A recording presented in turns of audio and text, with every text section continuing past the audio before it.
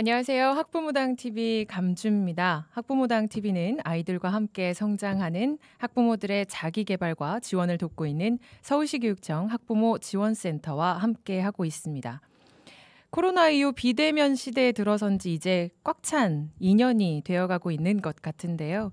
그 이전에도 학부모와 아이들 간의 갈등이 없었던 건 아니지만 아이들이 외부 활동을 못하게 되면서 게임, 유튜브 같은 핸드폰 가지고 보내는 시간이 확실히 그 이전보다 많아졌다고 말씀하시는 부모님들 진짜 많으세요. 그만큼 아이들과 부모님과의 갈등의 시간, 갈등 빈도도 더 많아졌다는 얘기겠죠. 어떻게 하면 이런 아이들과 학부모들의 생각의 틈, 인식의 틈을 바꿀 수 있을까, 좁힐 수 있을까라는 문제의식에서 오늘 특집 방송 준비했습니다. 우리 아이, 게임과 유튜브 과연 컨트롤이 될까요? 라는 주제로 전문가와 학부모 그리고 학생 당사자를 모시고 이야기 나눠보는 시간 갖도록 하겠습니다. 먼저 프로게이머 출신이시고요. 미디어 리터러시 전문가 정재훈님 모셨습니다. 안녕하세요. 네, 안녕하십니까. 과거 전 프로게이머로 활동했었고 현재는 미디어 관련 분야에서 또 다양한 활동을 하고 있는 정재우라고 합니다. 반갑습니다. 미디어 리터러시 활동가로 지금 하고 계시대요. 자, 그리고 두 번째입니다. 우리 학부모당TV 멤버시기도 하고요. 오늘은 학부모 입장을 대변하기 위해서 이 자리에 나와 주셨습니다. AKA 미꾸리님입니다. 권지연 학부모님 소개 부탁드립니다. 네, 안녕하세요. 12살, 9살 두 아이가 게임에 푹 빠져있는 그런 아이들의 학부모 권지현 미꾸리입니다. 반갑습니다. 네, 반갑습니다. 그리고 지금 잠깐 보셨다시피 우리 스튜디오에 오늘 귀한 손님 와주셨어요. 우리 미꾸리님 따님이신데요. 학생 대표로 이 자리에 나와주셨습니다. 김나원님, 안녕하세요. 안녕하세요. 하루 종일 집에서 게임만 하고 있는 김나원이라고 합니다. 하루 종일 진짜 집에서 게임만 하는 거예요? 우리 나원님? 네. 흥미진진할 것 같아요. 네. 오늘 이야기가 많이 기대가 됩니다. 그리고 우리 나원님도 계시지만 오늘 이 자리 각 잡고 하는 자리 아닙니다, 여러분들. 백분 토론 아니고 괜찮아요. 편하게 평소에 가지고 있던 생각들, 아이디어들 편하게 나눠주시면 된다고 생각하시면 되겠습니다.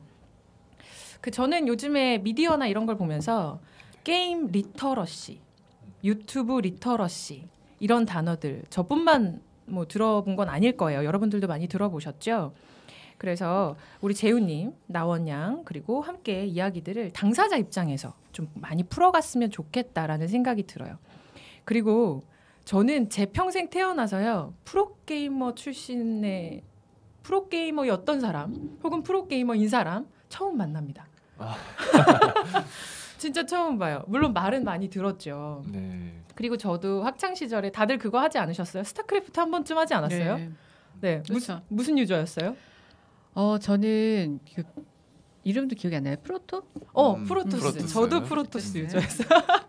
그래서 잠깐 하다가 저는 디아블로로 바로 건너뛰어가지고 나 리니지. 네. 뭐 이런 게임을 했었어요. 생각해 보면 우리도 학창 시절에 게임을 했었는데 그래도 아이를 키우는 학부모고 요즘에 미디어도 워낙 발전을 했으니까 우리가 게임을 대하는 것들이 좀 달라지지 않았나라는 생각이 들어요. 하나하나 풀어 나가보죠. 일단 저는 처음 만났으니까 프로게이머였던 분을 프로게이머 사람을 처음 봤어요. 어떻게 하다가 프로게이머가 되셨던 거예요, 재훈님?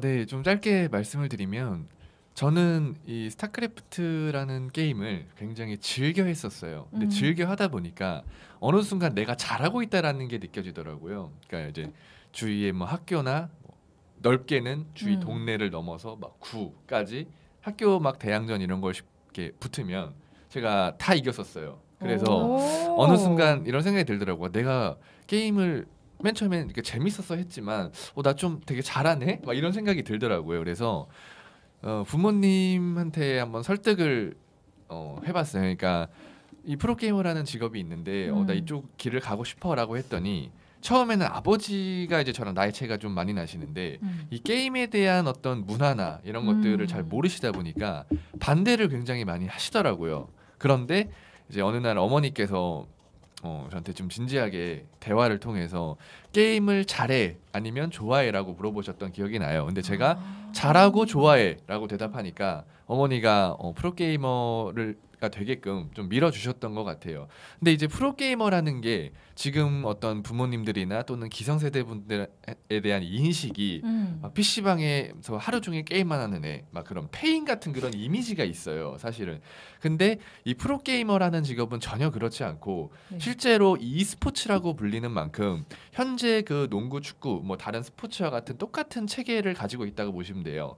감독이 있고 그 운영하는 또 구단 수뇌부가 있고 코칭 스텝이 있고 그래서 선수들이 굉장히 아침에 뭐 연습 시간을 정해서 규칙적으로 연습을 하고 그 스케줄 안에 맞춰서 되게 체계적으로 게임도 연습을 하고 그리고 그거에 따라서 성적에 따라서 연봉도 달라지고 그런 시스템으로 지금 돼 있다고 보시면 좋을 듯합니다. 굉장히 전문적이라는 거죠. 네. 우와, 처음 알았어요. 선수단이 있는 거네요. 그렇죠. 진짜로? 그러니까 유명 기업들이 이제 스폰을 해주는 거죠. 그럼 그 어. 자금을 통해서 게임단이 운영이 되고 이제 감독, 코칭, 스텝, 선수까지 연봉이 측정이 되고 그것도 스포츠랑 마찬가지로 뭐 상반기, 하반기 뭐 나눠서 뭐 연봉 계약이 들어갔다던가 그건 이제 팀마다 물론 차이가 있을 수는 있죠. 근데 그런 시스템으로 돌아갔었습니다. 국가대표도 있어요? 그렇죠. 국가대표도 있어요. 그러니까 WCG라는 개념으로 이 게임도 이 세계적으로 열리는 대회가 있기 때문에 거기에 이제 또 태극기 달고 출전했던 우와. 그런 동료도 있었고요. 그렇구나. 게임도 확실히 왜 e스포츠라고 하는지 알 것 같아요. 조금 감이 옵니다. 사실 게임은 정말 우리 아이들이 흔히 집에서 하는 핸드폰으로 하는 게임들 혹은 PC로 하는 키보드 막 두드리는 그런 게임들 뭐 이런 게임들을 쉽게 인식을 했었는데 정말로 스포츠단이 있고 기업의 후원을 받고 진짜 태극마크를 달고 가는 우리 대한민국을 대표해서 하는 게이머들이 있군요. 아, 그런 새로운 사실을 또 알게 됐어요. 그리고 어머님의 적극적인 지원으로 프로게이머를 하게 됐다는 것도 알게 됐습니다.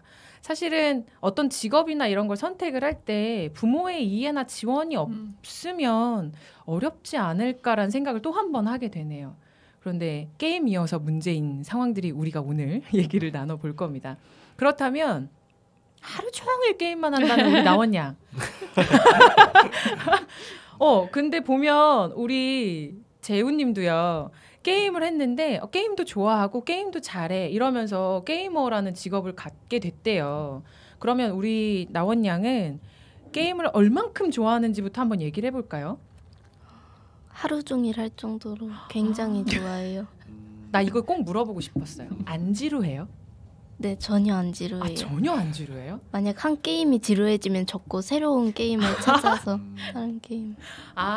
계속 어차피 게임은 무궁무진하고 나의 시간도 무궁무진하니 할 것들을 하면 된다는 거군요. 그러면 예를 들면 내가 이거를 잘한다 라는 생각이 들어서 하는 거예요? 그냥 좋아서 한다 라는 생각이 드는 거예요? 잘하는 것 같기도 하고 재미있어서 좋아하는 것도 있고. 대부분 이런 감정의 과도기를 거치는군요. 좋아도 하는데 난 잘하는 것 같아. 뭐 이런 그리고 거. 그런 것도 있어요. 그 로블록스 같은 경우 네. 마인크래프트도 그렇지만 거기 이제 집을 짓거나 내가 원하는 시설 같은 걸 만들어요. 그러면 사람들이 와서 와 되게 잘 만들었다라고 얘기하거나 여기 돈 뭐죠? 이게 뭐지? 입장권 같은 거를 가지고 와서 입장을 하거나 그런 거에 대해서 되게 막 뿌듯한 느낌도 받는 것 같아요. 맞나요? 네. 근데 저는 지금 우리 미꾸리님이 말씀하시는 눈동자, 눈빛을 보고 알았어요. 나원양이 게임을 할 수 있고 좋아할 수 있는 건 엄마 덕분이다. 이 그냥 방치하고 있어요. 자, 그런데 그런 많은 학부모들이 지금 저희 방송을 보면서 게임에 관련해서 나는 지금 우리 아이가 매일매일 게임을 하고 거기에 많은 시간을 투자하는 게 좀 보는 것조차 괴로운 일이야 라고 하시는 것도 있고 갈등을 겪는 분들도 분명히 계시고 아니면 나원양처럼 이렇게 게임을 즐겨 할 때 괜찮지 너의 시간을 알아서 조율해 라고 하는 경우들도 있을 수가 있어요. 자, 반대로 돌이켜보면 미꾸리님 네. 엄마로서 나원양이 하루 종일 게임을 해요. 그걸 보는 우리 엄마의 심정, 그 마음 어때요? 즐거워 보인다. 즐거워 보인다. 네. 그럼 엄마는 숙제는 다 했니라고 물어보죠.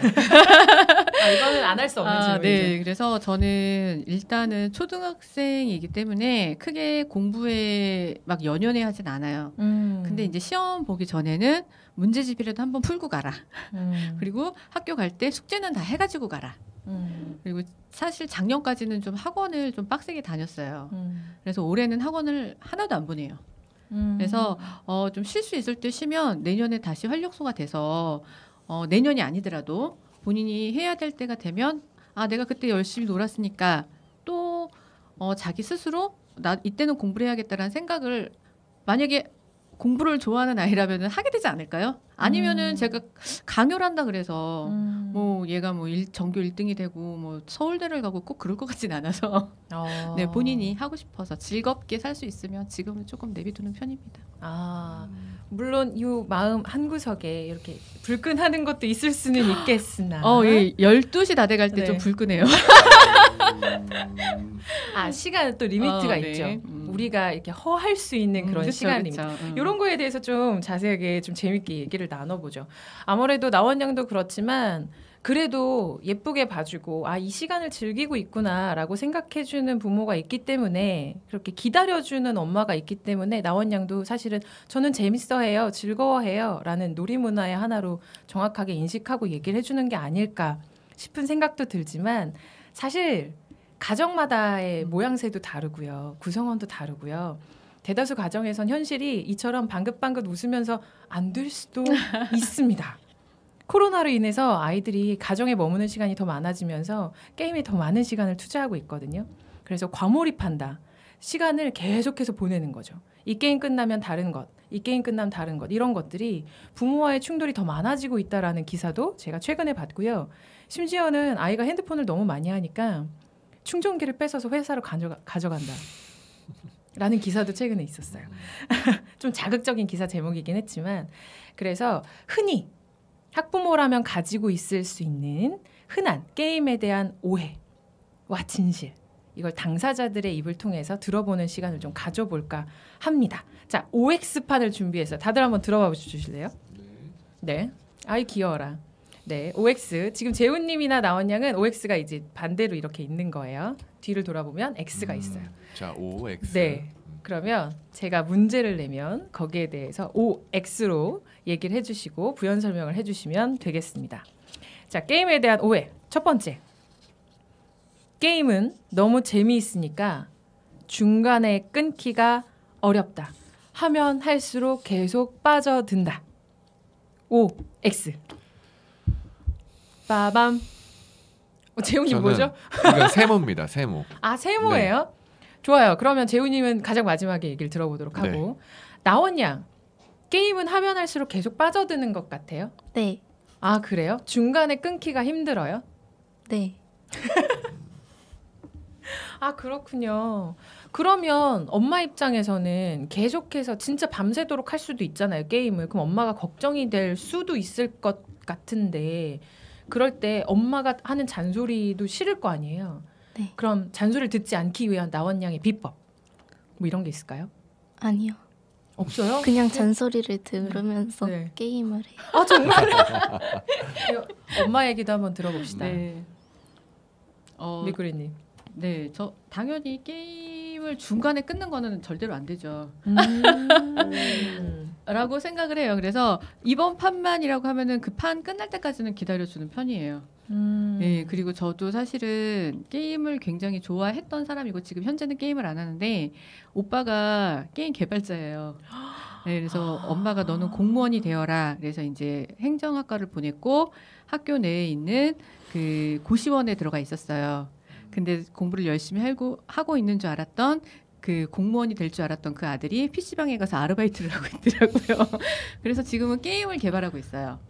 우와. 본인이 하고 싶으면 해야 되는 게 어쩔 수 없는 것 같아요. 그래서 그냥 저도 약간 조금 싸우기도 싫고 지금은 조금 방치 아닌 방치. 그래서 좀 내버려 두는 편이에요. 기다려주고 계시는 편인 것 같아요. 지금 이 시간을. 왜냐하면 지나갈 거라는 걸 내 가족의 예를 들어서도 알고 있고 하고 싶으면 어차피 막는다고 해서 안 막아지지 않는다는 걸 깨달아서 경험에 의해서 그래서 그런 방법을 선택하셨을 수도 있겠다. 포장을 잘하시네요. 네, 제가 예쁘게 지금 빨간색, 녹색으로 이렇게 포장을 해봤어요. 네. 자, 그러면 세모예요, 재훈님. 네. 전문가 입장 한번 들어보죠. 일단은 이 게임이 너무 재밌으니까 중간에 끊기가 어렵다, 과몰입되기 쉽다라는 그거였었는데 저는 이게 게임의 장르에 따라 좀 차이가 난다고 생각을 해요. 그러니까 예를 들어서 한 판 한 판 끝나는 개념의 게임이 있고 또는 하루에 할당량이 있는 게임이 있어요. 예를 들어서 뭐 던전은 하루에 몇 번 갈 수 있다. 예를 들자면 파티 사냥은 뭐 하루에 몇 시간 할 수 있다라는 그런 게임이 있기 때문에 그런 게임들 자체는 솔직히 스스로 통제하기도 좀 편하죠. 그래서 그런 것들은 뭐 할당량이 있는 게임이라던가 뭐 한 판 한 판 끝나는 게임 같은 경우는 충분히 뭐 과몰입이 안 되고 자기가 할 수 있는 만큼 또 즐길 수 있는 그런 매력이 있는 게임이고 또 그런 규제가 없는 게임 같은 경우는 말씀해주신 대로 과몰입이 되기 쉬울 것 같아요. 왜냐면 하면 할수록 내가 세지고 막 그런 느낌이 들면 네. 당연히 그 하는 사람 입장에서는 더 몰입할 수밖에 없는 게 맞기 때문에 그래서 저는 세모를 들었습니다. 게임의 장르에 따라 이게 O가 될 수도 있고 X가 될 수도 있다. 약간 근데 전문가 입장에서는 이 게임들의 장르나 또 어떤 청소년들이 게임을 좋아하는지를 세부적으로 알고 있으니까 이렇게 답변을 해주시는 것 같은데 학부모인 제 입장에서는 뭔가 등을 긁을 것 같은데 안 긁는 것 같은 이런 생각도 있기는 해요. 계속해서 답변을 이어나가 보면서 조금 더 등을 시원하게 한번 긁어드리도록 하죠. 자, 게임에 대한 오해와 진실 그 두 번째 문제입니다. 게임은 게임 그 자체로는 확장성이 없다. 그러니까 프로게이머, 재훈님처럼 프로게이머가 되는 일부의 몇몇에 진짜 재능이 있거나 선택받은 사람들 이외에는 그 외 게임을 하는 사람들은 사실은 시간 낭비다. 우리 아이 게임하는 거 시간 낭비라고 생각한다. 자, O, X, 빠밤. 네, 나원양 망설이다가 X, 세 분 다 X예요. 자, 그러면 이것도 나원양 얘기를 먼저 들으면 엄마 어떨까 싶은데 나원양, 게임은 시간 낭비가 아니에요? 네, 그렇다고 생각해요. 아, 그러면 왜 시간 낭비가 아니라고 생각하는지 물어봐도 될까요? 학업 또는 직업의 일부로 받은 스트레스를 게임으로 해소할 수도 있고 네, 괜찮아요. 편하게 얘기하셔도 돼요. 친구들하고 게임해서 하면서 친화력도 기를 수도 있고 그러니까 친구들끼리 놀이문화? 네. 네, 친구들끼리 예를 들어서 시간 약속해서 우리 무슨 게임 하자 이런 약속도 해요? 네. 아, 자주 정말요? 해요. 자주 해요. 그렇군요. 그러면 조금 더 나원양보다 연령이 높아지는 청소년들은 훨씬 더 빈도수가 많아지겠네요. 그렇게 모여서 게임을 하고.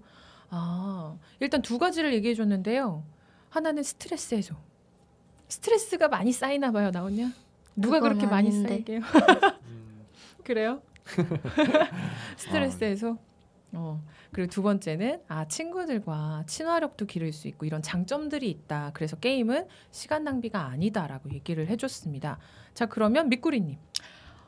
저 같은 경우에 24시간도 해본 적이 있어요. 본인이요? 네. 디아블로라는 게임은 그 레벨업을 시켜야 되는 거예요. 그럼 빨리 99 만렙까지 만들어야지. 만렙 나왔어. 네. 전문 용어가 만렙을 나왔어요. 만들어야지 거기서 이제 어느 정도 인지도도 높일 수 있고. 근데 만렙을 만들면 그 다음에는 좀 안 하게 돼요. 네, 그 만렙 만들 때까지는 열심히 하지만 그 다음에는 이제 안 해요. 이제 질렸다기보다는 충분히 한 거죠, 나는. 네, 그런 거를 이제 제가 경험을 해봤기도 하고 요즘에 나오는 게임은 우리가 그냥 했던 레벨업만 하는 게임이 아니더라고요. 아까도 이제 말했지만 뭐 거기서 집을 짓거나 무슨 건물을 만들거나 굉장히 머리를 많이 써요. 그래서 물어보기도 해요. 엄마, 여기다가 이렇게 만들면 워터파크 같을까? 겨울왕국 같을까? 여기다가 뭘 만들까? 저는 야, 그런 거 신경 쓰지 말고 공부나 해. 그게 아니라 너무 그게 기특한 거예요. 그래서 뭔가를 만들어내는 진짜 그래서 아니 얘가 건축가도 아닌데 어떻게 이렇게 잘 만들지? 막 그런 생각도 들고 야, 너는 기획력이 되게 좋은 것 같아. 이 얘기를 되게 싫어하는데 네, 그리고 거기다가 그림을 그리는 걸 봐도 나는 연필로 그리지만 아이들은 이미 컴퓨터나 스마트폰에다가 그림을 그려요. 너무 잘 그리는 거예요. 근데 이걸 과연 내가 말려야 될까? 이게 게임에 얘가 즐겁지만 뭔가 이렇게 좀 그림도 잘 그려지고 기획력도 좀 늘어나는 것 같고 그리고 또 스트레스도 풀린다니 이거를 내가 꼭 말려야 될까라는 생각을 하게 되더라고요. 그래서 연장성이 꼭 직업으로 연계되지 않는다 하더라도 그 아이가 이거를 가지고 어떤 기획력이 는다던가 그런 것도 어느 정도 인정은 되고요. 그리고 또한 내가 아이들이 게임을 만들어요. 그 뭐지 로블록스 스튜디오 네. 그런 데 가서 만들면 좀 이건 아직 일부지만 돈을 벌 수가 있대요. 근데 네. 돈을 벌고 안 벌고는 중요한 게 아니에요. 근데 아이들이 그런 걸 경험해보는 것도 나는 되게 중요하다고 생각을 하거든요. 그래서 엄마 이거를 내가 할 수 있대 라고 자신감을 가질 수도 있다고 생각을 하고요. 거기다가 만약에 내가 환경운동가예요. 거기다가 환경에 관한 그 요즘에 메타버스처럼 네. 메타버스처럼 거기다가 이제 뭐 환경의 집 같은 거를 만들어 놓을 수도 있는 거고. 저는 무궁무진하다고 생각합니다. 그러니까 학부모의 입장에서도 프로게이머가 아니어도 게임 자체만으로도 생산성이 없다라고 폄하할 수 없다. 무궁무진하게 아이디어를 포장 진짜 잘하신다. 제가 오늘 포장 전문가로 나온 말 거예요. 막 뱉어도 막 포장해. 그럼요. 네. 제가 오늘 포장하려고 온 거예요. 걱정하지 말고 말씀하세요. 제가 포장을 다 할게요. 네. 그러니까 학부모의 입장에서 봐도 게임이라는 것이 예전에 우리 때 했던 게임과는 다르다. 네.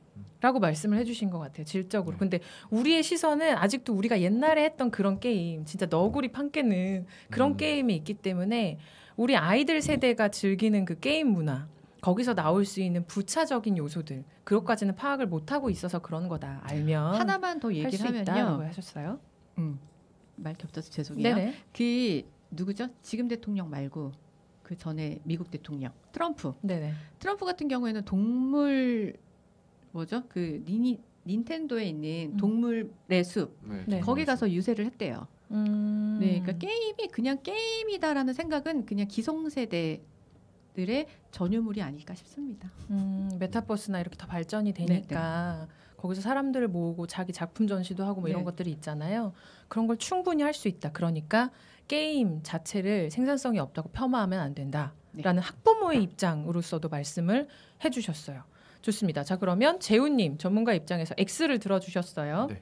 네, 학생과 학부모의 얘기를 들어보셨는데 네. 또 의견이 있으실 것 같아요. 충분히 해주신 말씀들 다 공감하는 내용이고요. 저는 이 질문이 굉장히 오늘 좋다고 생각한 게 저는 일단 오늘 이 방송을 통해서 학부모님들한테 좀 전달해드려야 되는 메시지 중에 하나가 게임에 대한 인식을 바꾸는 거라고 생각을 해요. 그러니까 과거의 게임과 어떤 현재 어떤 문화로 자리 잡은 게임, 이 차이에 굉장히 좀 좋은 질문인 것 같은데 일단 첫 번째로 아까 말씀해주신 것처럼 교육적인 부분에도 요즘은 게임이 다양하게 활용이 되고 있어요. 그러니까 실제로 뭐 마인크래프트 같은 게임은 국가의 행사에서도 뭐 이런 걸 비대면으로 할 만큼 굉장히 좀 아이들이 어떤 뭐 다양한 뭐 영어, 과학, 수학 뭐 이런 분야도 다 게임 안에 녹아든 거기 때문에 이런 부분도 굉장히 좋은 요소로 작용을 할 수 있다라고 생각을 하고 두번째는 공감대와 소통.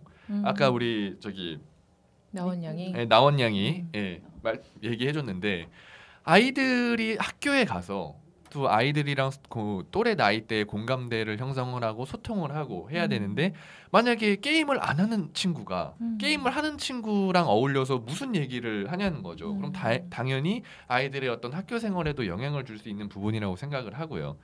그 다음에 아까 직업에 대해서 좀 말씀을 해주셨어요. 이 게임을 하면 프로게이머 말고는 뭐 소용이 없지 않냐 이런 질문인데 이 게임이라는 것 자체가 온라인상에서 시대의 변화에 따라 빠르게 다양한 기술력이나 이런 것들을 갖추고 있기 때문에 꼭 내가 게임을 해서 만약에 온라인 문화를 접하게 되면 그 관련 분야로 다양하게 또 나갈 수 있을 것 같아요. 아까 말씀해 주신 프로게이머 외에도 게임 개발자라던가 아니면 뭐 온라인 저처럼 미디어 분야에서 활동을 할 수 있는 그런 발판이 될 수도 있고 그런 장점도 또 있을 것 같아요. 그리고 마지막으로 이제 진로 같은 것도 대학 고민 많으시잖아요, 부모님들이. 그렇죠. 근데 요즘의 대학에서도 이 미디어 관련 또는 게임 관련 학과 같은 것들이 계속 생기고 있고 그리고 요즘 뭐 이제 또 대선 앞두고 있잖아요. 네. 그 대통령 그 대선 주자들도 이 게임이나 e스포츠에 관련된 산업을 발전시켜야 된다라는 공약도 굉장히 많이 내세우고 있을 만큼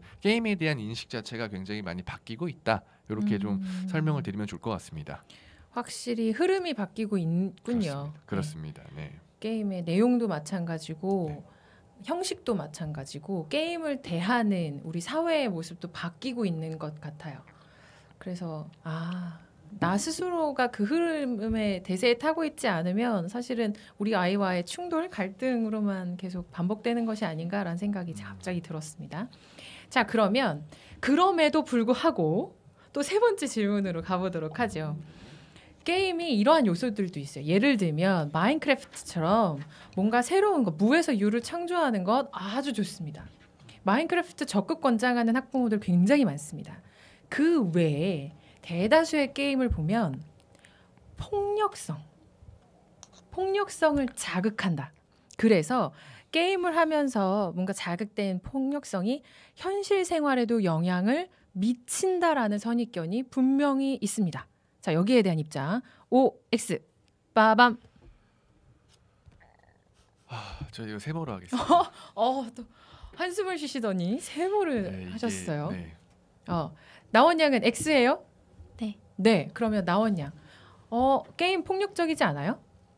물론 폭력적인 게임을 하면 실생활에도 약간의 영향을 미칠 수는 있다고 생각해요. 하지만 게임에서 하는 거니까 실생활에 오는 전혀 별개니까 상관이 없다. 따로 네. 영향을 미치지는 않는다고 생각해요. 게임은 게임일 뿐. 게임은 게임 그 자체로 끝나는 거지 실생활에 영향을 미치지는 않는다. 괜찮다라는 거예요. 방송 중에 저렇게 편하게 음료수를 먹고 있어요. 괜찮아요. 저희는 무엇을 하든 괜찮은 방송이에요. 좋아요. 좋습니다. 자, 그러면 미꾸리님 네. 어떠세요? 아까 제가 제일 좋아하는 게임이 뭐라 그랬는지 기억나세요? 디아블로. 디아블로. 굉장히 디아블로. 폭력적입니다. 불 막 나고 그랬던 것 아우, 같은데. 피를 쫙쫙 뽑아내야 돼요. 네, 저는 폭력적이지 않습니다. 세상에서 제일 싫어하는 것 두 번째가 폭력이고요. 제일 싫어하는 게 욕하는 거예요. 네, 폭력성이 그러니까 폭력성이 있는 사람들이 폭력적인 게임을 좋아할 수 있어요. 라고 저는 생각해요. 그런데 폭력적인 게임을 한다 그래서 실생활에 다 영향을 미치지는 않는 것 같아요. 대신에 거기에서 오고 가는 대화들 중에 폭력적인 언어가 오고 갈 수는 있을 것 같아요. 욕하지 않아요? 네, 그럴 수 있어요. 네, 그럴 수 있다. 근데 그 중에 이제 요즘에는 그 말이 없어졌을 것 같은데 옛날에는 현피 뜬다고 하죠. 네, 그런 게 그 상황에서 나타날 수는 있는데 폭력적인 게임을 했다고 해서 폭력성이 나타난다라고 생각을 90%는 안 하고요. 저도 아이들한테 물어본 적이 있거든요. 네. 네, 근데 그 아이들 중에 대부분이 폭력적인 게임을 하면 폭력적인 성향을 갖게 될 수도 있을 것 같다라고 대답을 하긴 했어요. 근데 저는 사실 잘 모르겠습니다. 아닌 것 같다라는 게 더 커요. 아닌 것 같다. 그리고 말씀하신 거에서 좀 유의미한 언어가 뭐였냐면 폭력적인 사람이 게임을 좋아할 수는 있으되 게임을 좋아한다고 해서 폭력적이 되는 것은 아니다라는 얘기도 하셨어요. 자, 그러면 재훈님. 저도 X에 가까운데 조금 걱정되는 부분이 저도 있기는 해요. 네. 왜 그러냐면 이 게임이 예를 들어서 뭐 연령 기준이 다 게임마다 있어요. 좀 폭력적인 게임은 당연히 접할 수 있는 연령대가 높아지게 되는데 요즘 아이들이 그런 경우가 있어요. 부모님의 주민등록번호로 어릴 때 이 성인 게임을 하는 경우가 있어요. 그렇기 때문에 저는 이제 요걸 든 거예요. 세모를 한 건데 그런 경우에는 조금 영향을 받을 수 있는 게 초등학생이라는 예를 들어서 초등학생으로 가정을 했을 때 부모님 계정으로 19세 이상의 게임을 접하게 된다. 예를 들자면 19세 이상 게임에 막 피도 튀고 그러는 경우가 있을 수 있기 때문에 네. 만약에 그러니까 무조건 폭력적이다로 변한다라고 하는 건 아니지만 분명히 그 자라나는 아이들의 정서에 영향을 줄 수 있다. 이런 부분에 있어서 저는 세모로 들었습니다. 그 외에는 이제 뭐 대부분 어쨌든 게이밍과 현실은 분명히 구분이 돼 있기 때문에 폭력적인 게임을 한다고 해서 현실에서도 폭력적이다. 저는 이건 아니라고 생각합니다. 한 가지 생각이 든 게 제가 지난주에 주말에 이제 초등학생들 관내 초등학생들이랑 같이 무슨 행사를 진행한 적이 있었어요. 네. 초등학생들이 다 오징어 게임 얘기하고 있어요. 맞습니다. 근데 오징어 게임 19세잖아요. 어떻게 봤어? 뭘로 봤어? 그랬더니 아예 넷플릭스로 봤대요. 부모님 걸로 타고 들어가서 본 거예요. 그런데 제가 아이가 만약에 부모의 주민번호를 도용한다거나 뭐 이런 거를 미리 캐치하면 참 좋겠으나 제가 내내 옆에서 지켜보면서 엄마 거 썼어 안 썼어? 너는 이건 성인 계정이야 무슨 계정이야? 이거를 모든 게임마다 다 볼 수는 없잖아요. 네. 이럴 때는 참 난감합니다. 그러니까 저는 그렇게 생각해요. 부모님이 아이들의 어떤 게임이나 이런 것에 대해서 솔직히 강압적인 통제는 저는 절대 아니라고 봐요. 그런데 타협점이 중요한 거죠. 그러니까 아이와 계속 원활한 소통이 되면 아이도 그런 거를 거리낌 없이 엄마한테 얘기를 할 수 있게 되고 그러니까 소통이 굉장히 중요하다고 생각해요. 아이들한테 어떻게 다가가느냐. 만약에 아이들한테 강압적으로 너 내 주민번호 썼어 안 썼어? 너 이거 무슨 게임이야? 라고 하면 아이가 당연히 점점 숨길 수밖에 없는 그런 걸 만드는 거죠. 그렇기 때문에 항상 아이와 어떤 게임의 문화도 부모님이 같이 좀 이해하고 저는 그래서 여기 그 밑구리님이 굉장히 좋은 거라고 생각을 해요. 아이가 어떤 게임을 하고 또 나도 이런 게임을 했었어라면서 충분히 그 사이에서 어떤 공감대를 형성해주고 그러면은 아이와 부모 간에 마찰이 없이 좀 원활한 그런 이제 생활이 되는 거죠. 저는 그렇게 생각합니다. 자연스럽게 마지막 질문에 대한 비슷한 답을 해주신 것 같은데 부모의 입장에서는 사실은 염려될 수밖에 없고 또 모든 가능성을 아니래요. 부모의 입장 아니래요. 우리 나원 양이 고개를 막 저었어요.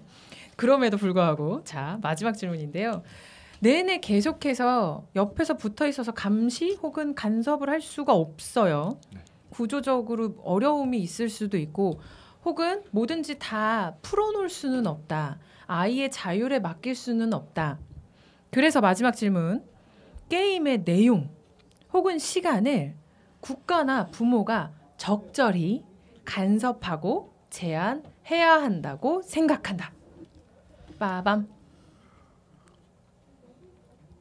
나원 양은 중간이에요? 네. 세모. 네. 야, 좋아요. 이 적절이라는 말이 굉장히 저도 그러면 저를 고민하게 만드네요. 적절히.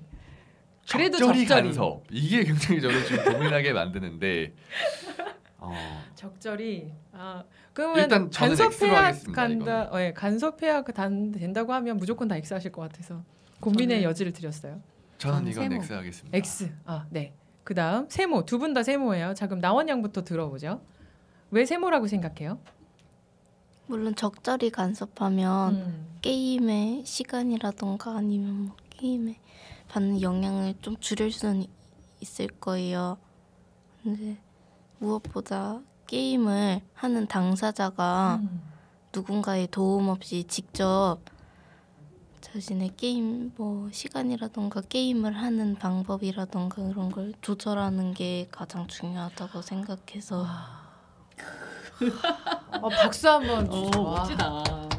그리고 적절히 간섭할 수 있다. 학생 입장에서 얘기해줬어요. 그러나 게임하는 당사자가 스스로 조절할 수 있도록 하는 기회를 주는 것이 중요하다. 엄청난데요? 저희 여기서 방송 접어도 될 것 같아요. 큰 울림을 줬습니다. 고마워요. 자, 그다음 밑구리님. 저는 사실 시간을 간섭하는 거는 조금 문제가 될 수 있다고 생각을 해요. 나는 공부를 다 했어. 그래서 나 이제 막 게임을 시작하려고 하는데 이제 공부해라라던가 여기까지 하고 끝내야 되는데 이제 그만해라던가 그럴 때 이제 뭐 이렇게 서로 마찰이 될 수 있는데 내용은 아까도 얘기 나왔던 것처럼 19세 이상인데 내 주민번호를 도용해서 사용해. 그런 거는 부모가 막아야 된다고 생각을 해요. 내용은 아이들에게 적절한가를 봐줘야 될 부모라고 생각을 해요. 그래서 사실 저는 안 틀어줬거든요. 근데 아이의 아빠가 오징어 게임을 보여줬다고 하더라고요. 저는 안 봤어요. 저는 그런 거 별로 그렇게 좋아하지 않아서 안 봤는데 근데 사실 그런 거는 조절을 해줘야 된다고 생각해요. 게임도 내 나이의 연령에 맞는 것. 그러기 위해서 무조건 게임을 반대하는 게 아니라 아이가 할 수 있는 거는 지지해주고 하지 말아야 되는 거는 같이 의논하고 간섭하는 게 필요하다고 생각을 합니다. 거기 키포인트는 같이 의논이네요. 네, 함께. 네, 함께 의논하고 결정을 해야 된다. 그리고 참 부모 입장에선 그게 경계를 참 설정하는 게 힘들어요. 숙제 다 하고 이것까지만 하고 숙제해야지라고 아이는 맘먹고 있지만 내가 봤을 땐 계속 게임하고 있거든요. 그러니까 숙제했어?가 되는 거죠. 근데 숙제하려고 마음 먹었는데 그 순간에 엄마가 숙제했어 이러면 하기 싫은 것처럼. 근데 그때 막 많이 긍정해줬어요. 지금 제 말은. 근데 이것도 참 하지 말아야지 하면서도 우리도 그게 해야 될 일과 중에 하나인 거죠. 이 아이가 학업을 계속 이어나가기 위해선 체크해주는 것뿐인데 그러다가 서로 스파크가 뛰고 충돌이 일어나는 것 같거든요. 참 그게 어렵다는 생각은 듭니다만 그래도 함께 의논하고 함께 결정한다라는 것들을 말씀을 해주셨어요. 재훈님? 네. 일단은 앞에서 말씀들 너무 잘해주셨어요. 잘해주셔가지고 제가 뭐 이렇게 조금 덧붙이자면 네. 일단은 국가가 개입하는 거는 저는 정말 반대라고 생각해요. 국가는 네. 반대. 그리고 실제로 이런 것들이 역효과가 나고 실효성 없는 정책이다라고 해서 다시 그 셧다운제가 폐지가 됐었죠. 네, 그런 것처럼 이 게임이라는 부분은 부모와 아이 간의 그러니까 가정에서 해결을 해야 될 문제지 국가는 절대 개입해서는 안 된다라는 게 제 생각이고요. 네. 그리고 이제 부모님과의 아이의 어떤 갈등이 있을 수 있기 때문에 부모님과 아이가 적절한 그 타협과 대화가 저는 굉장히 중요하다고 생각해요. 만약에 부모님이 강제적으로 아이에 대해 게임을 통제하게 되면 더 걷잡을 수 없이 그러니까 쉽게 말해서 심리가 하지마 하면 하고 싶은 게 아이들 심리거든요. 저도 그렇죠. 그랬고요. 그러니까 부모가 만약에 그거를 강제적으로 하게 되면 아, 나 학원 갔다 올게 하고 진짜 PC방 가는 친구들이 발생을 하는 거예요. 그렇게 되면. 왜냐면 집에서 못하게 하니까. 그럼 나 알았어 공부하고 올게 독서실 갔다 올게 하고 아이가 어느 순간 PC방에 가 있고 거기서 또 더 안 좋은 부분이 생길 수 있는 거죠. 왜냐면 늦게 들어오면 또 그거에 대해서 혼날 거고 그렇죠. 그러니까 절대로 저는 그 부모님이 강제적으로 하면 게임이라는 게 안 된다고 생각을 하고 아이들의 어떤 학교 생활에도 중요한 부분으로 작용을 할 수가 있어요. 게임이지만 그렇기 때문에 충분히 아이와 어떤 협상이나 그런 소통을 통해서 저는 이어갔으면 좋겠다.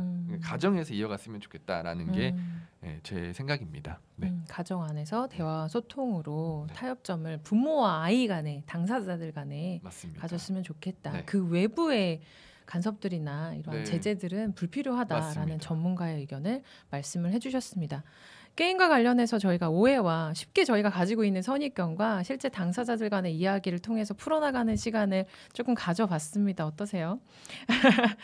일단 게임 리터러시라는 말이 있더라고요. 그러면 재훈이 마지막으로 우리 게임에 관련해서는 이렇게 마무리를 하면서 게임 리터러시, 아이들 간의 문화, 그럼 아이들도 알아야 하고 부모들도 알아야 되는 게임 리터러시에 관한 전반적인 룰이랄까? 그래도 이런 것들은 알고 게임을 하면 좋겠다. 학부모도 아이들도. 그런 것들이 혹시 있을까요? 일단은 게임을 접하는 건 사실 뭐 아이들이 굉장히 잘 알 거고 아이들 사이에서도 이 유행하는 게임이 있기 때문에 제가 뭐 이게 장르를 정하기는 굉장히 좀 어려운 부분일 것 같아요. 그러나 이 게임 리터러시라는 부분이 게임에 대한 올바른 이해라고 저는 생각을 하거든요. 그 올바른 이해를 통해서 이제 스스로가 판별을 할 수 있는 거죠. 학부모 입장에서는 아 이건 우리 아이가 해도 충분히 즐길 수 있고 문제가 없겠구나라는 그런 부분과 아이가 직접 게임을 하더라도 아 난 이게 뭐 내가 다른 부분에 영향을 안 주고 그러니까 공부도 할 수 있고 게임도 할 수 있고 이런 것들이 저는 게임의 리터러시라고 생각을 해요. 그래서 좀 정리를 하자면 어떤 게임을 하는지를 부모님 입장에서는 분명히 캐치를 할 필요는 있을 것 같아요. 아이가 지금 어떤 게임을 하고 있고 이 안에서 뭐 어떤 대화나 어떤 소통들이 오가는 이런 것들을 좀 캐치를 만 하실 수 있어도 사실은 그게 이제 게임에 대한 리터러시가 아닌가라는 생각을 합니다. 네. 그래서 학부모들이 지속적으로 관심을 가지고 네. 계속 얘기하지만 대화 소통이 그래서 필요하군요. 맞습니다. 그냥 게임만 하지 마 이렇게 강압을 할 것이 아니라 네. 무슨 게임해? 그렇죠. 그리고 게임이 몇 세인지, 몇 세 기준가인지 혹은 어떤 내용인지를 또 알아보기도 하고 맞습니다. 이러한 노력들이 필요하군요. 아, 상호 간의 노력이 필요하다는 걸 알게 됐습니다.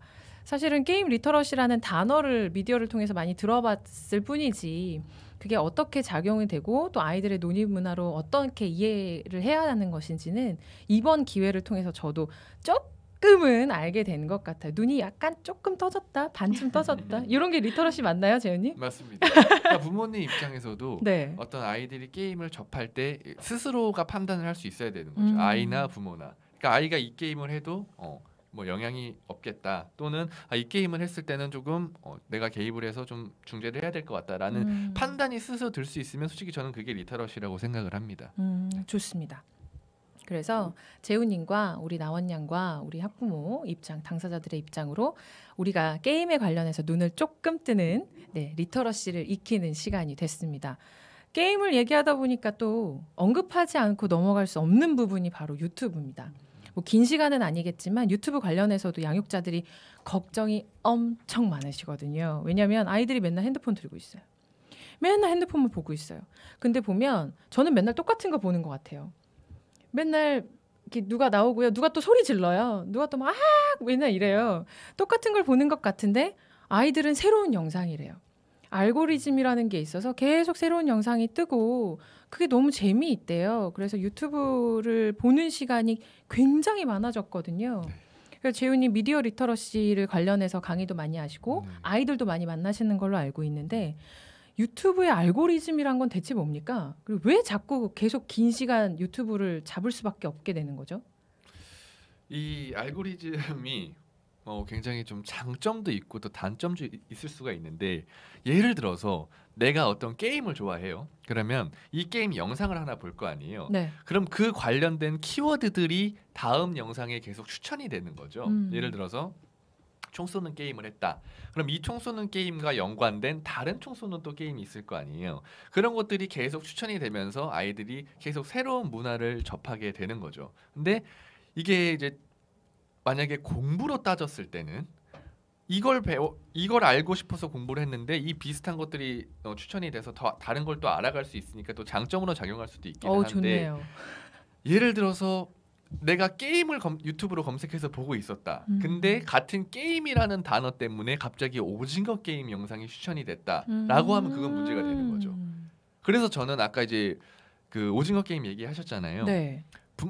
부모님 계정으로 넷플릭스에 들어가서 본다라는 거는 솔직히 저는 극소수라고 생각을 해요. 그 부분은 어떤 식으로 접하냐면 유튜브에서 이 넷플릭스에 있는 영상을 개인적으로 도용을 해서 그걸 올리는 사람이 있어요. 왜? 그게 인기가 많으니까 새로 시작하는 유튜버나 그런 사람들 입장에서는 그게 조회수가 되는 거거든요. 이 유튜브의 구조가 조회수가 돈이 되는 그런 구조로 그렇죠. 되어 있어요. 그렇기 때문에 그런 인기 쉽게 딱 두 가지 비교하면 요즘 오징어 게임이나 쇼미더머니 같은 것들이죠. 공식 방송사에서 제공하지 않는 것들을 개인 유튜브 영상으로 쉽게 따올 수가 있거든요. 그렇게 해서 영상으로 올리게 되면 거기에는 19금 규제를 걸 수가 없는 거예요. 그렇기 때문에 게임을 검색했는데 오징어 게임이 나와서 이게 뭐지 하고 보고 그런 이제 문제가 될 수 있다라는 거죠. 그래서 알고리즘이라는 게 좋을 수도 있어요. 예를 들어서 화장품을 사는 사람한테는 다른 좋은 화장품들이 추천이 되면 이 사람 입장에서는 다양하게 좋은 거고 그렇지만 저는 이 알고리즘의 또 다른 면이 굉장히 좀 문제라고 생각을 하는 입장입니다. 네. 그런데 그걸 우리가 통제할 수는 없는 거죠. 그 유튜브나 구글 자체 내에 있는 프로그램이 되어 있는 거죠. 맞습니다. 사실 솔직히 고백하자면 여러분 저도 유튜브 한번 빠지면 알고리즘 타고 많은 제가 왜 알고리즘 한번 타면 진짜 이렇게 확 조회수 오른다고 하잖아요. 제가 생각하지 못했던 영상들, 희귀 영상들을 발굴하는 경우들도 많았고 그만큼 시간을 확 몰입해서 투자한다기보단 진짜로 그냥 빠져들어요. 말 그대로 빠져들어요. 그래서 몇 시간이 지났는지 헤어나오지 못했던 경험도 사실 저도 있어요. 없다고는 할 수 없거든요. 그런데 돌이켜 생각을 해보면 어른인 나도 이럴 건데 호기심 많은 청소년들은 대체 이 알고리즘의 늪에 빠지면 헤어나올 수 있을까? 뭐 이런 생각도 들기도 해요. 나원 양 유튜브 많이 보세요? 네, 자주 자주 보는 편이에요. 어떤 영상 주로 보세요? 아까 들었듯이 알고리즘이 제가 보는 영상에 따라서 제 취향도 찾아주고 네. 제 취향에 맞춰서 네. 영상들을 막 띄워주니까 알고리즘만 타고 들어가서 영상을 계속 보게 되는 경우도 있고 아니면 제가 게임을 좋아하니까 게임에 관련된 룰이라던가 팁이라던가 새로운 게임을 시작하면 튜토리얼이라던가 맞아요. 요즘 저런 거 진짜 많이 하더라고요. 저희 아이들도 마찬가지지만 그냥 게임 하나로 끝나는 게 아니라 뭐 공략법, 어떻게 하는 법, 뭐 밈을 만드는 법, 뭐 이런 식으로 해서 진짜 계속 파도 타는 거예요. 옛날 우리 때 싸이월드 파도 타는 것처럼 진짜 파도를 계속 타는 거예요. 그러면 학부모의 입장에서는 그 아이가 그 안에서 뭔가를 얻는 것보다 계속 핸드폰을 쥐고 있는 그 행태 자체, 공부를 한다거나 숙제를 한다거나 뭔가 내가 봤을 때 생산적인 것을 하는 것이 아니라 핸드폰을 쥐고 계속 그거에 몰입하고 어느 순간 깔깔대며 웃는 그 상황, 이걸 참을 수 없는 거거든요. 그러다가 핸드폰 그만해 이러기도 하잖아요. 그러면서 이제 충돌이 일어나기도 하고. 어떠세요, 미꾸리님? 핸드폰 오래 보는 거는 저도 퍽 좋아하지 않는 게 시력하고 관계연이 있어요. 아, 시력 때문에. 제가 그 감주님한테는 얘기했는데 네. 최근에 요양보호사 자격증을 공부를 했어요. 근데 책을 다 볼 시간이 사실 없어요. 저 같은 경우에는 유튜브로 요양보호사 기출문제를 봐요. 설거지하면서 그걸 틀어놓고 보면은 내가 찾지 않아도 그 다음부터는 요양보호사 자격시험 관련된 기출문제들이니까 요약된 것들이 막 나와요. 그러면 저는 쉽게 공부를 할 수 있게 되는 거죠. 그래서 저는 유튜브를 많이 본다고 해서 그 자기에게 맞는 것만 찾아서 본다면, 그 연령대에 맞게만 본다면 그렇게 반대하는 입장은 또 아니에요. 근데 시력과 자기 연령에 맞지 않는 걸 보는 거에 대해서 조금 문제가 된다고 생각하지만, 유튜브도 리터러시는 당연히 필요해요. 네. 그래서 그 리터러시를 통해서 적절한 유튜브 환경을 찾아가는 게 되게 중요하다고 생각하고 무조건적인 반대는 이번에도 저는 반대입니다. 네, 유튜브를 보는 것 그 자체, 행위를 막는 것 자체는 막을 수도 없을 뿐더러 요즘에 확실히 아이들이 학교에서 온라인 수업을 하다 보니까 영상 자료가 유튜브로 나오게 되거든요. 근데 거기에 대해서 반대하는 목소리도 사실 많아요. 왜냐하면 타고 넘어가기 때문이에요. 학교에서 선생님이 보라고 유튜브 링크를 던져줬는데 그것만 보고 끝나는 것이 아니라 타고 넘어가서 선생님은 선생님대로 온라인 수업을 하고 있고 아이는 다른 걸 보고 있기 때문에 그런 거예요. 그래서 유튜브가 대세이고 거스를 수 없는 흐름이라는 걸 알고 있고, 그 안에서 아이들이 우리가 생각하는 것 이상으로 많은 걸 얻는다는 것도 알고 있지만, 그래도 우리가 통제할 수 없는 상황까지 올 수 있기 때문에 우리가 계속해서 어떤 영상을 봤는지 어떻게 타고 넘어가는지 알고리즘 스스로도 통제할 수 없는데 학부모가 통제할 수는 없는 거 아니겠어요? 연령대도 우리가 키즈로 예를 들어서 한다고 하지만 그 키즈에서도 어느 순간 넘어가는 것들도 있고, 아이들은 또 키즈에 만족하지 않더라고요. 만족하지 않죠. 네, 키즈에 만족하지 않습니다, 아이들은. 그러니까 그런 것들이 있어요. 특히 청소년들 이상들은 우리가 제한할 수 없는 것들이 있어요. 그래서 항상 학부모들이 불안한 거죠. 내심. 온전히 다 열어주기에는 불안한 무언가가 있습니다. 그래서 말씀하신 대로, 미꾸리님 말씀대로 유튜브 리터러시, 미디어 리터러시가 반드시 필요하다고 생각이 되는데, 아이들은 미디어에, 새로운 플랫폼에 노출이 되어 있어요. 우리가 생각하는 것 이상으로 노출이 되어 있습니다. 이럴 때 우리 양육자로서 유튜브를 바라보는 우리의 눈, 좀 우리가 알아야 될 것들, 주의해야 될 것들이 있을까요, 재윤님? 사실 이 유튜브 알고리즘은 굉장히 거대해요. 그래서 이거를 전문가들도 분석하기 굉장히 힘든 부분이거든요. 그런데 제가 이제 현장 같은데 많이 이 강의를 나가다가 학부모님들 많이 뵙고 하면은 가장 많이 듣는 얘기가 바로 이거예요. 핸드폰을 우리 아이가 너무 하루 종일 본다. 뭐 잘 때도 일어나서 뭐 하고, 뭐 밥 먹을 때도 맞아요. 보고 하는데 이거에 대한 좀 해결 방안이 있냐라고 물어보시는데, 이게 굉장히 좀 모순이에요. 왜 그러냐면 제 주위나 제가 어딜 다녀봐도 식당 같은 데 가면 요만한 아이들이 밥 먹으면서 이 유튜브 영상을 딱 이렇게 보고 있어요. 네. 그게 뽀로로든 네네. 뭐 그거든. 근데 부모 입장에서는 밥 먹을 때 아이들이 조용하니까 또는 보채지 않으니까 어린 나이부터 그렇게 핸드폰을 제공을 해준단 말이에요. 그걸 보면 애들이 그거에 집중하고, 저희 가족도 마찬가지예요. 저희 형도 이제 지금 초등학생 아이가 있는데, 근데 그런 식으로 아이들이 어릴 때부터 이 스마트폰과 유튜브의 문화를 접하는 거예요. 그런데 아이들이 이걸 접하고 계속 컸는데 이제 와서 이거 못하게 해야 되겠다, 핸드폰 빼서 또는 핸드폰을 안 사주는 부모님도 계세요. 이건 잘못된 방법이라죠. 이게 모순이잖아요. 부모가 아이가 조용하니까 핸드폰을 주면서 키웠는데 이제는 그 모습이 보기 싫으니까 이걸 다시 뺏는 거죠. 이건 절대 아닌 방법이라고 생각을 해요. 그러면은 어떻게 하면 좋겠느냐? 알고리즘 같은 게 이 추천 영상이 제가 그대로 뜬다고 했잖아요.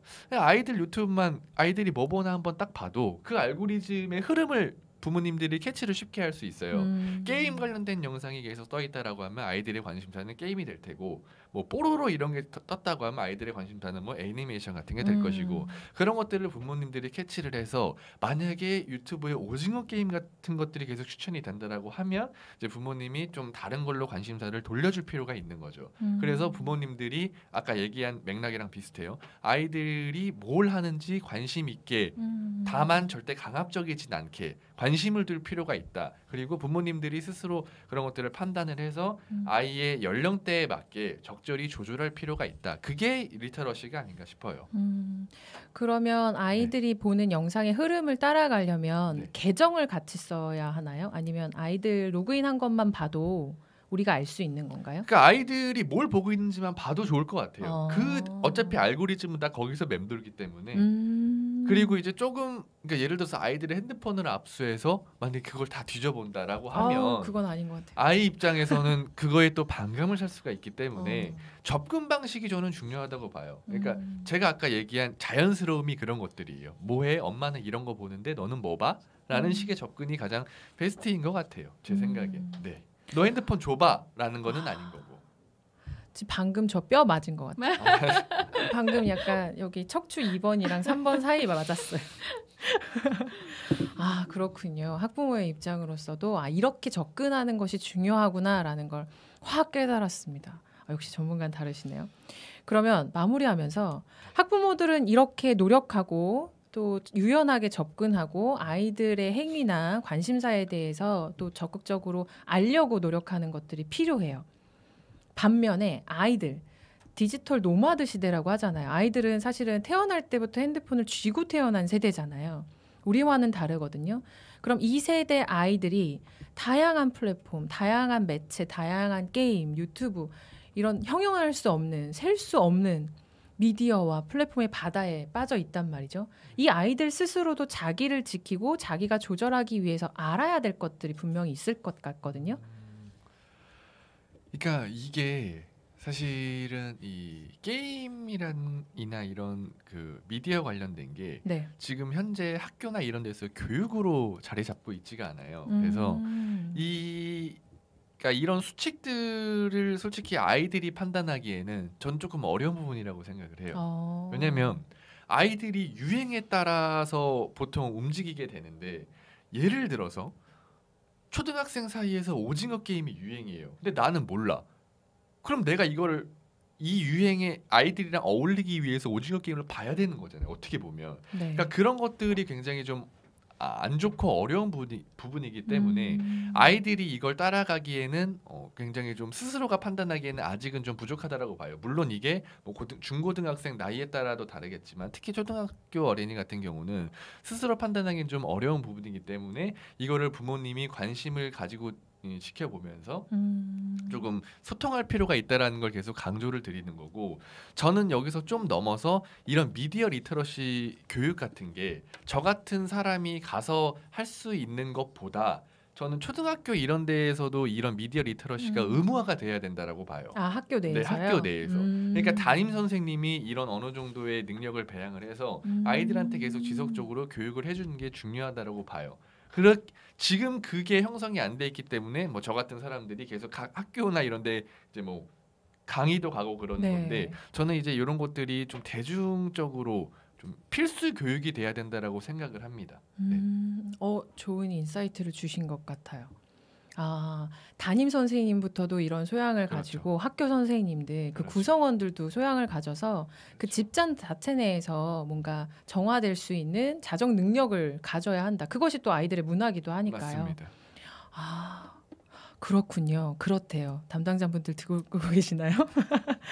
학부모로서 그냥 우리들만 노력하면 될 거라고 생각을 했는데 학교 자체 내에서도 이런 교육이 의무화돼야 된다라는 말씀 잘 들었습니다. 네, 그리고 네. 이게 지금 추가적으로 조금 하나 더 말씀을 드리면 네. 이 디지털 시대라는 게 굉장히 좀 빠르게 변화되고 있어요. 엄청 그러니까 저 같은 이 미디어 분야에 있는 사람들도 따라가기가 힘들 만큼 예를 들어서 뭐 메타버스나 네. 이런 것들이 계속 지금 생겨나고 있기 때문에 부모님이 아이의 어떤 변화에 따라가려면 부모님도 그 요즘 변화에 따라갈 수 있는 능력을 갖고 있어야 된다라고 생각을 해요. 그게 뭐 기술적이 됐던 뭐 이해가 됐던 그래서 부모님들의 노력도 충분히 필요하다. 전 이렇게 봅니다. 예를 들어서 아이가 요즘 문화를 접해서 부모한테 이런 얘기를 하는데 부모가 이게 뭔지 몰라. 그러면 아이와 일단 벌써 대화가 안 되는 거잖아요. 그러면 이게 점점 더 갈등이 깊어질 수 있는 계기가 된다라는 거죠. 그렇군요. 시대의 흐름에 본류에 올라타 있진 않더라도 이렇게 흘러가는구나 방향 정도는 알아야 맞습니다. 아이랑도 소통을 할 수 있으니까요. 맞습니다. 할 게 많습니다만 양육이라는 게 사실은 쉽지 않잖아요. 우리가 책에서 배운 대로 ABC대로 키울 수는 없는 거니까 우리 부모들도 자성하고 또 노력해야 된다는 것도 알게 됐습니다.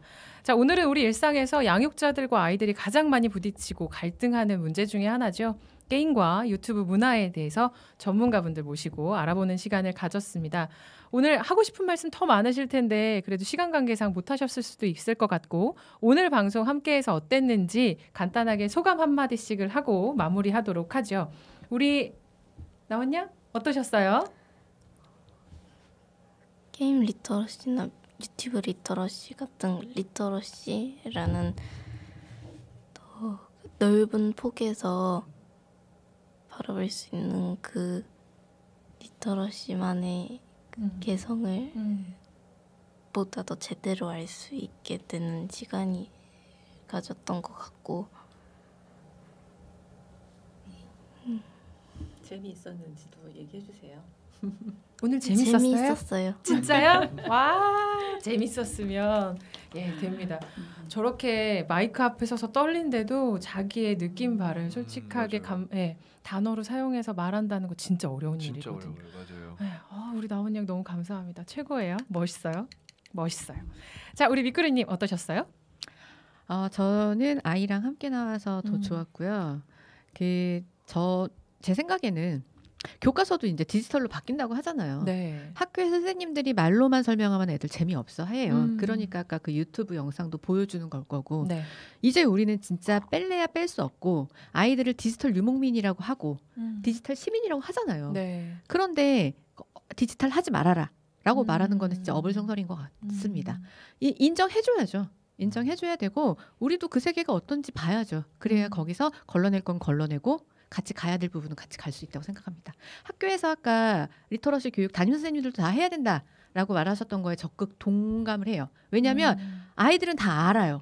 아는데 그게 생활화가 되어 있지 않아요. 맞습니다. 그래서 생활화가 되기 위해서는 학교, 집 그리고 사회에서도 마찬가지로 다 같이 함께 나아가야 된다고 생각을 합니다. 네. 다시 포장해 주시면 네. 저렇게 말씀하셨습니까? 네, 말씀 감사합니다. 학교, 집, 사회가 다 같이 공동의 목표를 향해서 나아가야 된다. 맞습니다. 확실히 느낀 것 같아요. 그리고 학부모 입장에서도 솔직하게 말씀을 해주셔서 너무 네네. 감사한 시간이었습니다. 자, 마지막으로 재훈님. 네. 일단은 오늘 굉장히 좋은 시간이었고요. 여기 우리 나원 양과 이 미꾸리 선생님, 네.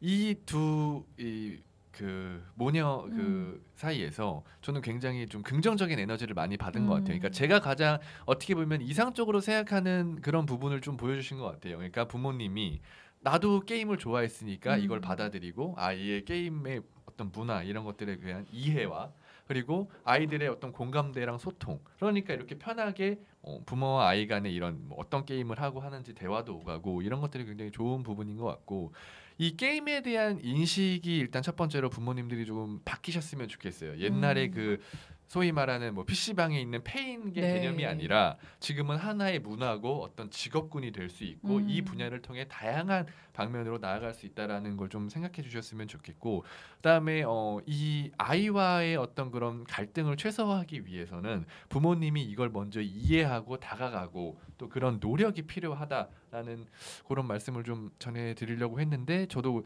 글쎄요 오늘 잘 됐는지 모르겠네요. 이게 워낙 좀 편하게 네. 진행을 하다 보니까 네. 제가 네 뭐라고 하는지 잘 기억이 안 나긴 하는데 네. 아니에요. 그래서 네. 좋은 시간이 됐으면 좋겠습니다. 네, 좋은 시간이었고요. 정말 유익한 말씀 잘 들었습니다. 제 척추 2번, 3번에 잘 새겼습니다. 네, 감사합니다. 확실히 당사자 입장, 전문가 입장, 학부모로서 들어보니까 그동안 내가 너무 내 위주로만 생각하고 있었던 건 아닐까? 뭐 이런 생각도 들었습니다. 세대가 바뀌고 문화가 바뀌고 있습니다. 그 최전선에 우리 아이들이 있는 만큼 더 넓은 시각에서 아이들을 바라보고 많은 대화를 통해서 이해의 폭을 넓혀 나가는 그런 과정들이 필요하겠다는 생각이 듭니다. 그러기 위해서는 우리가 몰랐던 것에 눈을 떠야겠죠. 그래서 리터러시 교육이 필요한 것이고 우리 재훈님처럼 미디어 리터러시 관련해서 강연 활동을 하고 청소년들을 만나는 이런 활동가분들이 더 많아지시기를 학부모의 한 사람으로서도 바라고 기대하고 박수 응원 드리겠습니다. 오늘 1시간 동안 함께 했는데요. 게임과 유튜브 관련한 리터러시 교육이었습니다. 함께 해주셔서 감사합니다. 마치겠습니다.